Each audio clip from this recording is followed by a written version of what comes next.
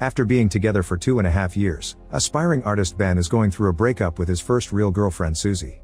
She keeps yelling at him, but since he just stands there without reacting, she starts throwing things at him too. Ben is supposed to be concentrating on his last year of college, but he can't stop thinking about the breakup because he doesn't understand why it happened. It doesn't help that he must watch Susie flirt with a new guy during lunch, which makes him wonder if she had been cheating on him. His best friend Sean says he needs a rebound to feel better, but Ben has trouble trusting the advice of a guy who always has terrible luck with women. During art class, he starts drawing a beautiful classmate instead of the model and the teacher scolds him for it. Living in a student accommodation house means Ben shares the building with 120 people his age, so every night he hears them getting dirty. Tonight he can't sleep, so he decides to call Susie, waking her up. He apologizes to her and asks her to get back together, but she turns him down and mentions the new guy. Afterward, Ben still can't sleep and starts looking at his pictures with Susie. He considers burning them, but can't bring himself to do it. As days pass, Ben develops insomnia. He tries a bunch of methods to try to sleep, but nothing works, and even though he chooses different activities to keep himself busy, his thoughts keep going back to Susie. One evening he's getting snacks at the grocery store and notices that they're looking for employees for the night shift. He fills in an application and ends up zoning out during the interview, but he gets the job anyway. Now Ben can start using his insomnia to make some money. One of his co-workers is Sharon, the cashier, who is very nice and welcoming. One night she arrives late and their boss Jenkins scolds her, but Ben can't help noticing him getting a little handsy. The job ends up being pretty boring, so Ben keeps zoning out and staring at the clients, so Jenkins has to constantly scold him too. Sharon keeps her watch covered with tape and avoids looking at the store clock because looking at the time makes it feel slower. Ben's other coworker is Barry, who went viral on the internet once over a silly bicycle video. Since then he spends his nights at the store on his scooter. Barry and Matt are in charge of the meat section and spend their time making inappropriate jokes with the products. They also play pranks like putting naughty-looking shampoo bottles in women's baskets to see if they buy them to use as dirty toys. One night when Jenkins isn't around, Matt and Barry try to start a scooter race, only to crash against a lady's shopping cart. 2 weeks pass and Ben is stuck in the store's boring routine. Desperate to find a way to make his 8-hour shifts feel shorter, he starts imagining that he can freeze time as if pausing it with a remote. He pictures himself walking among all the clients without being judged or stared at, but he can stare at the women he finds hot all he wants.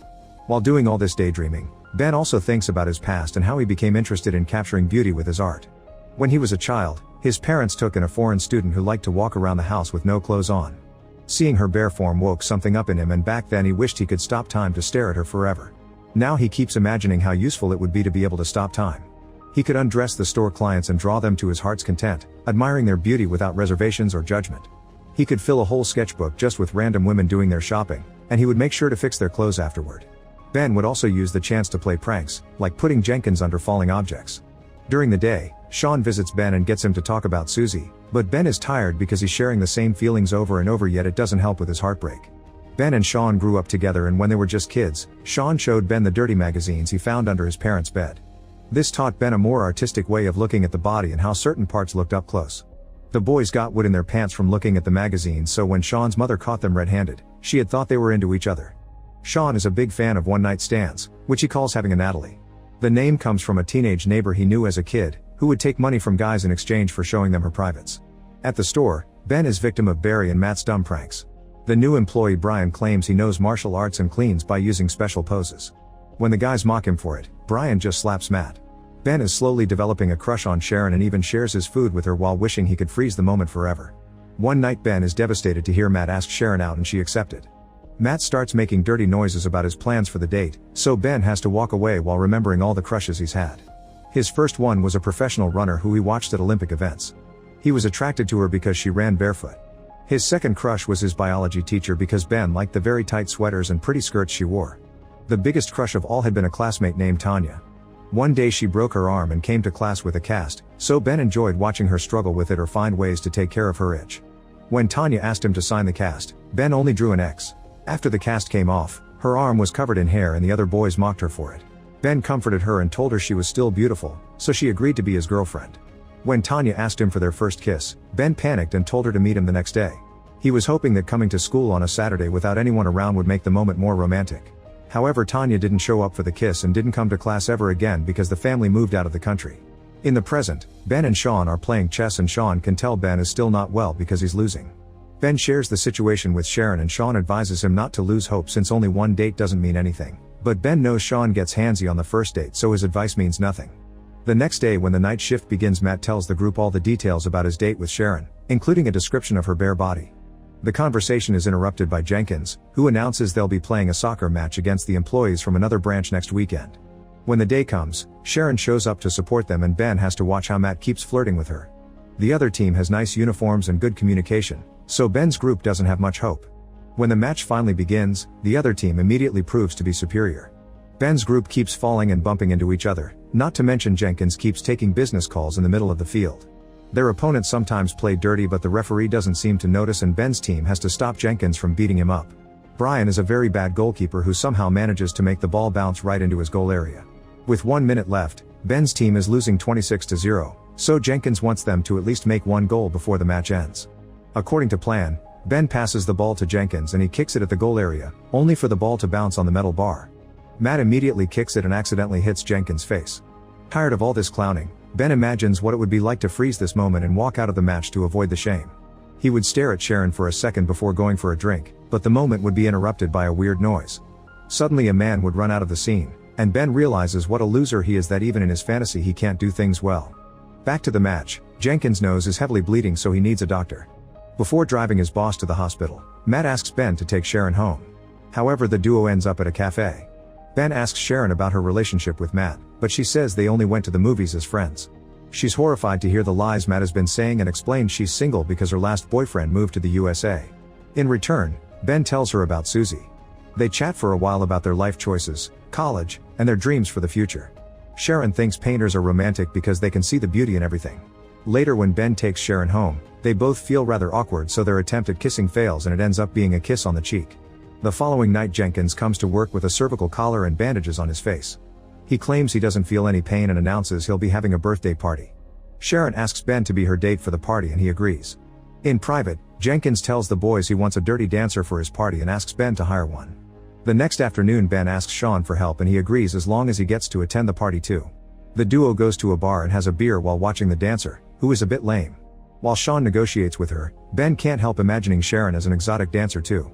No matter how many days or weeks pass, Ben still can't sleep even though he doesn't think about Susie much anymore. During his night shifts, he keeps imagining he has time-stopping powers, but now instead of looking at random women, he stares at Sharon and fantasizes about having all the time in the world to make hundreds of paintings of her. The night before the party, Sharon confirms they're going together and kisses Ben before leaving the store. This heals Ben's heartbreak and he can finally sleep again. The next day he gets a call from a gallery, saying they want to have his art. Ben gets excited, unaware this is another prank from Barry and Matt. Moments before the party, everyone starts getting ready and spends a ridiculous amount of time in front of the mirror. Ben picks Sharon up as promised, and Sean shows up with his current fling. To Ben's shock, Susie is at the party as well because Jenkins is her boyfriend's brother. They have an awkward but well-mannered greeting and Ben manages to ignore her without feeling bad. When the naughty dancer finally arrives, she offers a good show for Jenkins, but her bodyguard prevents him from touching her. Sean records the whole thing and when the dancer turns toward the camera, he realizes this is his old neighbor Natalie, so he invites her to stay for a drink. Meanwhile, Jenkins tries to kiss Sharon and invites her to his room. Sharon keeps turning him down, yet Jenkins still gets handsy. When he forced feeds her some popcorn, she spits it back into his mouth and leaves the room, not noticing Jenkins choking.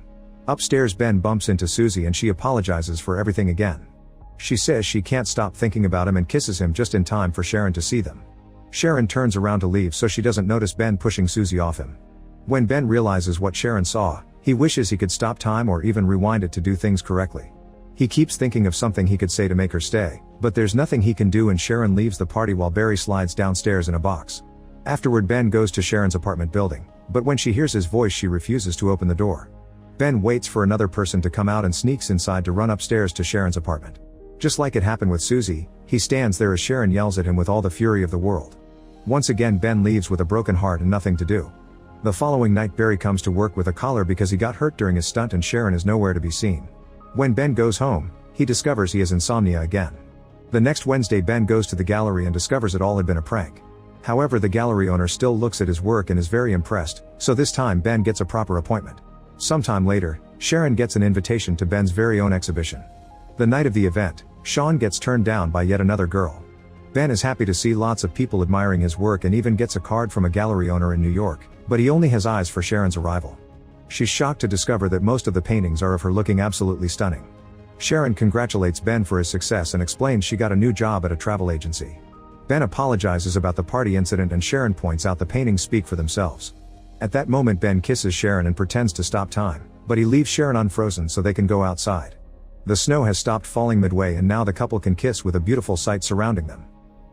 Make sure to subscribe and turn on notifications so you can watch more videos like this. Thanks for watching.